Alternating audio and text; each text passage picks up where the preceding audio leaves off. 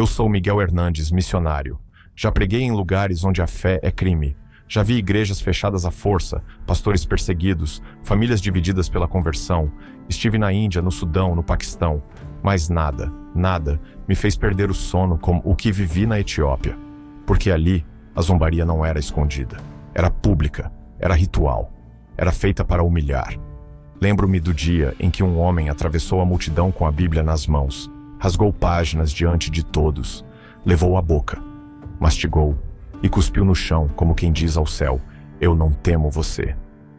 Naquele momento, não houve gritos, não houve confronto, houve silêncio. E às vezes, o silêncio é mais pesado do que qualquer ameaça. Se você acha que Deus não responde, se você acredita que a fé pode ser zombada sem consequências, talvez você precise ouvir o que aconteceu no dia seguinte, porque naquela terra alguém cruzou um limite e ninguém estava preparado para o que veio depois.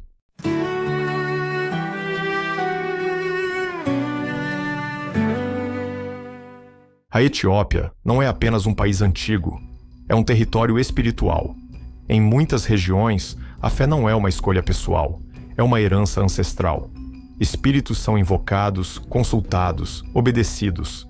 Há homens e mulheres que carregam autoridade porque afirmam dominar forças que ninguém mais ousa desafiar.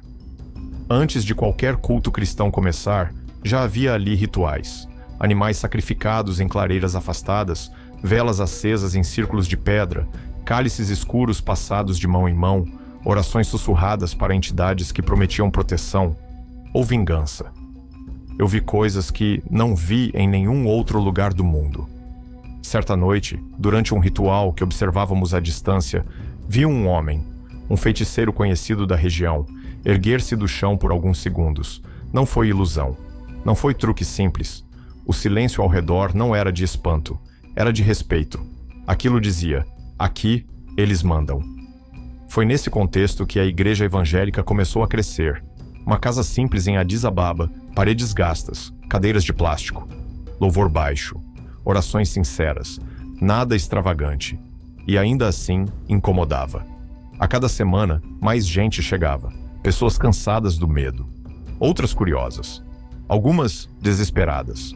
A presença cristã avançava a contragosto daquela região. Minha chegada como missionário mexicano não passou despercebida.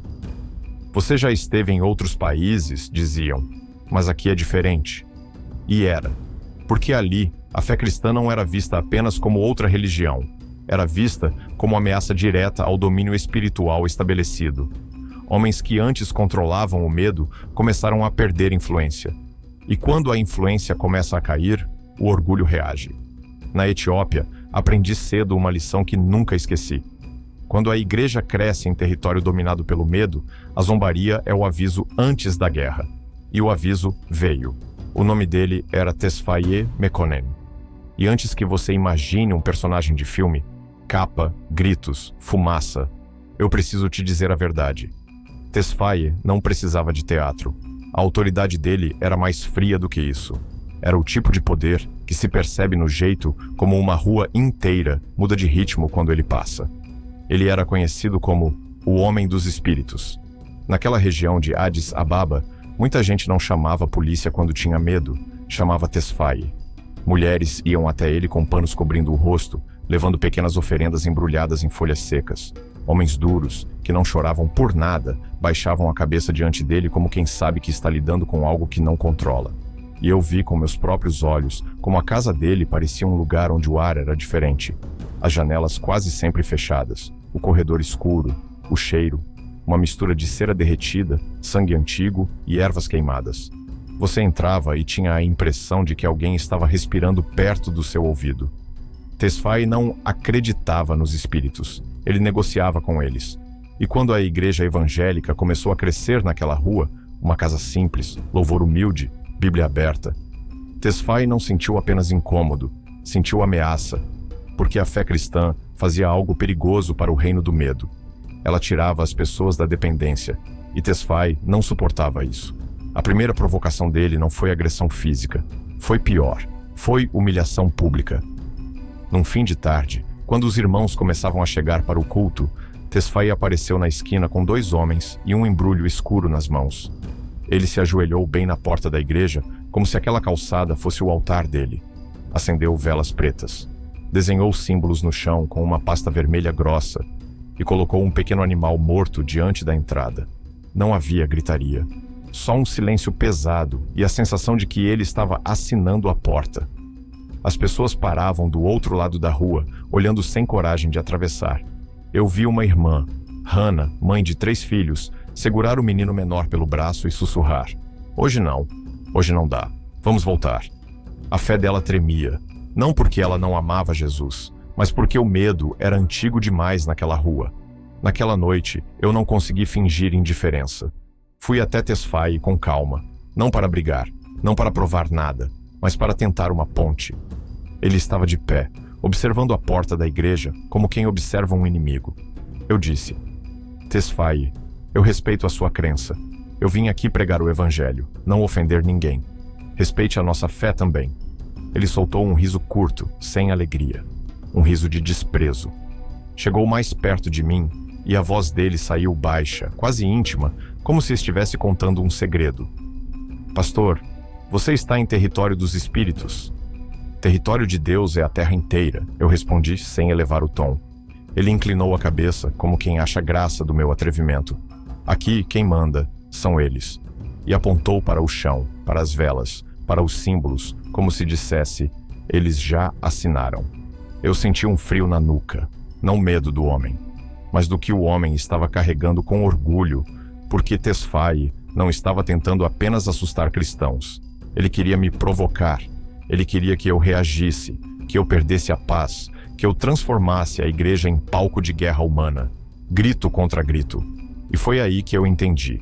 Aquele não era um conflito de opinião, era disputa por autoridade espiritual. Eu me virei para a igreja e falei com firmeza, olhando nos olhos dos irmãos que hesitavam na calçada. Não temam os trabalhos, não temam os sinais na porta. Quem está conosco é maior do que tudo o que eles conhecem. E disse isso não como frase bonita, disse como decisão. Naquele momento, Tesfaye riu mais alto. Não porque venceu, mas porque sabia que eu não ia cair no jogo dele. E quando um homem cheio de orgulho espiritual percebe que não consegue te controlar pelo medo, ele tenta outra coisa. Ele tenta zombar. E a zombaria de Tesfaye ainda não tinha mostrado o pior. Na manhã seguinte, o ar estava pesado antes mesmo do culto começar. Não era calor, era expectativa. Os irmãos chegaram mais cedo do que o normal, mas ninguém conversava. O louvor ainda não tinha começado e já havia um silêncio estranho, como se todos sentissem que algo estava prestes a acontecer. Foi então que alguém apontou para a rua. Tesfaye vinha andando devagar, sem pressa alguma. Desta vez, não estava sozinho. Nas mãos, ele carregava um embrulho que se mexia. Quando parou diante da porta da igreja, abriu o pano com cuidado, quase com reverência, e revelou um pássaro vivo, pequeno, agitado, batendo as asas em desespero. Algumas crianças começaram a chorar. Uma irmã cobriu o rosto com as mãos. Tesfaye ergueu o animal acima da cabeça e falou alto para que todos ouvissem. Vocês acham que esse Deus de vocês protege alguém? Ninguém respondeu. Então ele fez algo que até hoje eu lembro com um nó no estômago. Levou o pássaro à boca. O som não foi alto, foi seco, um estalo curto. O corpo do animal se debateu por alguns segundos e parou. Tesfaye mastigou, devagar, como quem faz questão de ser visto. Depois, caminhou até a porta do templo e cuspiu os restos no chão, exatamente onde os irmãos passavam para entrar. Isso é o que os espíritos fazem com quem desafia, ele disse, limpando a boca com o dorso da mão. Ali, eu senti algo dentro de mim se mover. Não foi raiva, foi zelo. Eu dei alguns passos à frente, sentindo o peso daquele momento, e falei com a voz firme, mas sem gritar. Tesfaye, eu nunca quis ofender a sua fé. Nunca atravessei os seus rituais, mas você está passando dos limites. Ele me olhou com desprezo, como quem se diverte com a tentativa de um homem comum. Limites? Ele riu. Vocês se apegam a um livro desprezado pelos espíritos. Pior do que um animal morto é viver enganado por palavras sem poder. Eu respirei fundo. A casa de Deus é santa, eu disse. E a palavra diz que de Deus não se zomba. Alguns irmãos assentiram em silêncio. Outros desviaram o olhar com medo. Tesfaye se aproximou ainda mais e falou quase encostando o rosto no meu. Se esse culto continuar aqui, eu continuo zombando. Eu não obedeço a homens, eu obedeço aos espíritos. Por um instante, tudo o que eu poderia ter feito era discutir, provar, desafiar. Mas aquele não era um duelo humano. Eu olhei para ele e disse algo que não saiu da minha força, mas da memória das escrituras. Tesfaye, eu vou orar por você. Deus já transformou perseguidores antes. Saulo também zombou, perseguiu, feriu, e Deus não desperdiçou aquela oportunidade. Ele riu, um riso alto, debochado, para todos ouvirem. Ore então, pastor. E se afastou, deixando o chão sujo diante da igreja. Enquanto os irmãos limpavam a entrada em silêncio, eu pensei, nem todo desafio recebe resposta imediata, mas há momentos em que o céu anota, e aquele foi um deles. Naquele dia, o culto começou diferente, não porque o louvor estivesse mais forte, mas porque ninguém conseguia cantar direito. A porta da igreja permanecia aberta, e o vento trazia o cheiro da rua misturado com um desconforto difícil de explicar. As cadeiras estavam quase todas ocupadas, mas os corpos estavam tensos, como se todos estivessem ali esperando algo. Não alguém. Eu segurava a Bíblia com as duas mãos, sentindo o peso dela como nunca antes. Não era papel, era responsabilidade. Quando Tesfaye apareceu, ninguém precisou avisar. Ele entrou na rua como quem entra num palco. Desta vez, sem velas, sem símbolos no chão, sem animais, só ele. Na mão direita, uma Bíblia velha. Capa gasta, páginas amareladas, marcas de uso. Não era uma Bíblia qualquer. Era uma das que distribuíamos gratuitamente para quem se aproximava da igreja. Eu reconheci aquela capa. Ele parou bem diante da porta, olhou para dentro do templo e falou alto, para que até quem estivesse orando pudesse ouvir. Esse é o livro que vocês dizem ter poder. Abriu a Bíblia com calma, não folheou, rasgou. O som do papel sendo arrancado ecoou mais alto do que qualquer instrumento. Ele pegou algumas páginas, amassou com força e levou à boca. Mastigou, não rápido, não por impulso, mas com intenção. Mastigou como quem quer provar que não sente nada. Depois, inclinou-se para a frente e cuspiu as páginas no chão, bem no meio da entrada da igreja. Um pedaço ficou grudado no batente da porta. Algumas irmãs começaram a chorar baixinho. Um homem se levantou da cadeira, mas foi segurado pelo braço por outro irmão. Eu não me movi. Tesfaye levantou o rosto e disse quase sorrindo, onde está o poder agora? Se esse Deus fosse real, já teria me parado. O silêncio que veio depois foi absoluto. Não havia oração em voz alta. Não havia discussão. Só o som distante da rua e o coração batendo dentro do peito. Eu fechei os olhos por um instante, não para ignorar, mas para lembrar quem estava no controle. Quando os abri, falei apenas o necessário. Tesfaye, você fez o que quis. Agora, deixe Deus fazer o que Ele quiser. Ele deu de ombros, limpou a boca com a camisa e virou as costas. Saiu andando como quem sai vencedor de uma provocação. O culto continuou, não como planejado, mas continuou. Cantamos baixo, oramos curto, choramos mais do que falamos, e quando a porta se fechou, eu disse à igreja: hoje não vamos responder. Há silêncios que são orações que sobem mais rápido. Naquela noite, ninguém comemorou nada, ninguém se sentiu forte, ninguém se sentiu vingado. Havia apenas uma certeza compartilhada por todos, mesmo sem palavras. Algo tinha sido levado longe demais. E quando certos limites são cruzados, o céu não precisa gritar. Ele só espera o momento certo de responder. O dia seguinte nasceu como qualquer outro. O sol apareceu cedo sobre Addis Ababa. Crianças correram pela rua. Vendedores abriram suas bancas. A vida seguia, como se nada tivesse acontecido. Mas naquela mesma rua, algo estava errado. Eu estava caminhando em direção à igreja quando ouvi um murmúrio estranho vindo da esquina. Não era conversa. Era um som quebrado, irregular, como alguém tentando falar e falhando. Algumas pessoas se aglomeravam à distância. Ninguém se aproximava de verdade.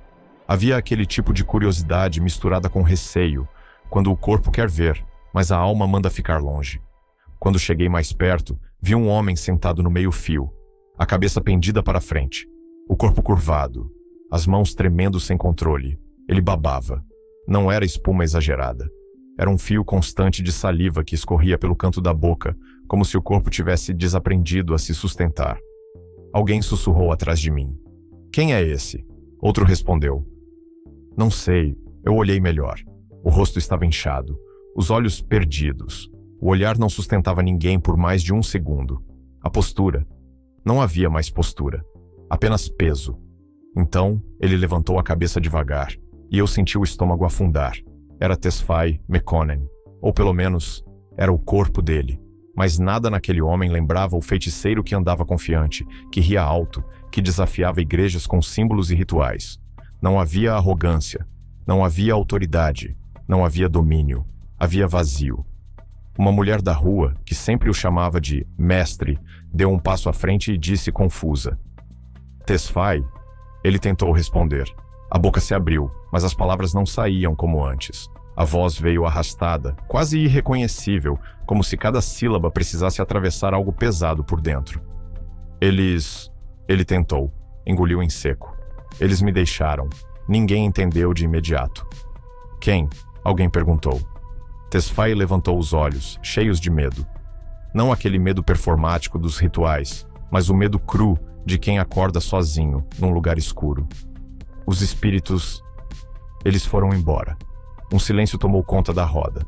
Não era silêncio de culto, era silêncio de espanto. Alguém murmurou. O que aconteceu com você? Ele começou a balançar a cabeça, como se tentasse afastar imagens que só ele via. Eu chamei... A voz falhava. Chamei a noite toda. Ninguém respondeu. Foi ali que eu entendi algo que nunca mais esqueci. Tesfaye não estava ferido, não estava possesso, não estava doente como um corpo comum. Ele estava abandonado. E para alguém que construiu a vida inteira dizendo que nunca estava sozinho porque os espíritos mandavam, aquele abandono era pior do que qualquer punição. As pessoas se afastavam devagar, algumas com medo, outras com vergonha de olhar. Ninguém ousava tocá-lo, porque todos percebiam a mesma coisa, mesmo sem saber explicar. Aquele homem tinha cruzado um limite e acordado em um lugar onde o poder que ele confiava não existia mais. E ali, sentado no meio da rua, Tesfaye repetia, como quem tenta convencer a si mesmo. Eles me deixaram, eles me deixaram. Naquele momento, ninguém o reconhecia mais, e o céu continuava em silêncio. A notícia se espalhou rápido. O homem que mandava na rua, o feiticeiro que ninguém enfrentava, agora era visto sentado no chão, balbuciando frases quebradas, com o olhar perdido. Alguns irmãos chegaram correndo à igreja para contar o que tinham visto. Outros foram apenas confirmar com os próprios olhos e, infelizmente, nem todas as reações foram espirituais. Vi pessoas rirem. Vi cochichos atravessarem a porta do templo.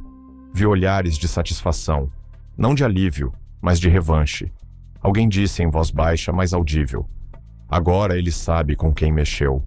Foi ali que eu senti um peso maior do que o que senti quando Tesfaye zombou da Bíblia, porque aquilo não vinha do inimigo. Eu parei no meio da sala e falei com firmeza, olhando nos olhos da igreja. Parem, o riso cessou aos poucos. Deus não tem prazer na dor do ímpio. Deus não se alegra quando alguém cai. O que alegra o coração de Deus é o arrependimento do pecador. Ninguém respondeu. Se nós celebrarmos a queda de um homem, eu continuei, então não entendemos nada do evangelho que pregamos. Alguns baixaram a cabeça, outros engoliram em seco. Eu respirei fundo e disse a decisão que já estava tomada dentro de mim. Eu vou até ele. A casa de Tesfaye era escura mesmo durante o dia. Quando entrei, o cheiro ainda estava ali. Velas apagadas, ervas velhas, sangue seco no chão. Mas algo havia mudado. Não havia mais aquela sensação de presença. Era só vazio. Ele estava sentado num canto, abraçando os próprios joelhos. Quando me viu, tentou falar. A boca se movia, mas as palavras se quebravam no meio. De repente, o corpo dele começou a tremer. Não foi um tremor violento. Foi como se algo pesado estivesse desmoronando por dentro. Tesfaye começou a chorar. Não aquele choro que pede ajuda, mas aquele choro profundo, descontrolado, que sai quando a alma não tem mais onde se esconder. Ele repetia, entre soluços. Eles me deixaram. Eu chamei. Eu chamei. Eles nunca me deixaram antes. Eu me ajoelhei ao lado dele. Não toquei, não apressei, esperei. Quando senti que era o momento, falei baixo, quase como quem fala consigo mesmo. Tesfaye, eu vou orar por você. Ele levantou os olhos, cheios de medo. Eles não voltam, ele disse. Eu fiz tudo o que eles pediram. Eu não vou chamar espíritos, eu respondi. Eu vou chamar o Deus que transforma perseguidores. Coloquei a mão sobre o ombro dele e comecei a orar. Não houve grito, não houve queda, não houve milagre instantâneo. Houve quebrantamento. O choro aumentou. O corpo dele se curvou ainda mais. Era como se cada camada de orgulho estivesse sendo arrancada sem pressa. Quando terminei a oração, Tesfaye não estava curado, mas algo tinha acontecido. Nos dias seguintes, soube que ele havia tentado de tudo. Chamou antigos nomes, refaz rituais, acendeu velas. Nada. Até que certa manhã, ele voltou à igreja, caminhando devagar, cabeça baixa, sem símbolos, sem amuletos. Depois de um tempo, ele nos contou com a voz ainda frágil. Eu fiz muitas orações aos espíritos, mas foi quando você orou que eu vi uma luz. E aquela luz nunca mais me deixou. Tesfaye abandonou as práticas antigas. Começou a sentar no fundo do templo. Ouvia em silêncio. Chorava durante os cânticos. E a rua que antes o temia, agora o observava. Não com medo, mas com perguntas. Porque quando alguém que mandava se rende, o território inteiro começa a mudar. Talvez, enquanto você ouvia essa história, algo dentro de você tenha reagido. Talvez indignação, talvez medo, talvez até um pensamento silencioso. Ele mereceu. Mas é aqui que a palavra nos confronta. Porque quando Tesfaye caiu, a primeira reação de muitos foi rir. E quando o orgulho de um homem desmorona, o orgulho escondido de outros costuma aparecer. Foi por isso que eu precisei repreender a igreja, porque o Evangelho não nos ensina a celebrar a queda de ninguém. Ele nos ensina a interceder.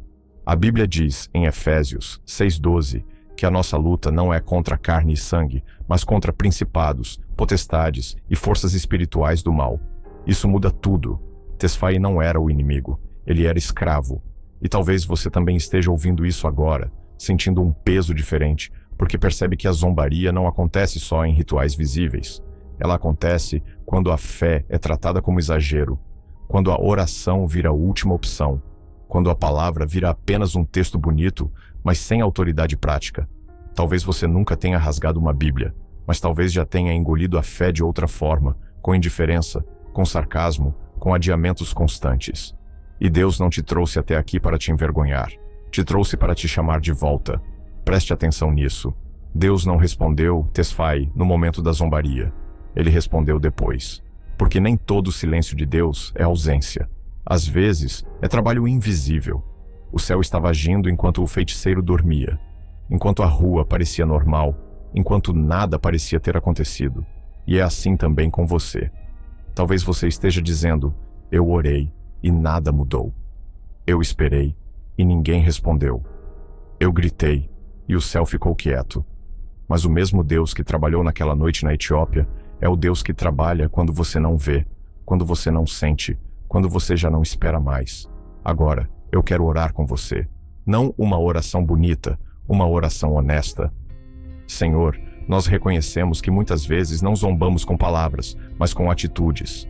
Perdoa o orgulho escondido, a fé adiada, a oração deixada para depois.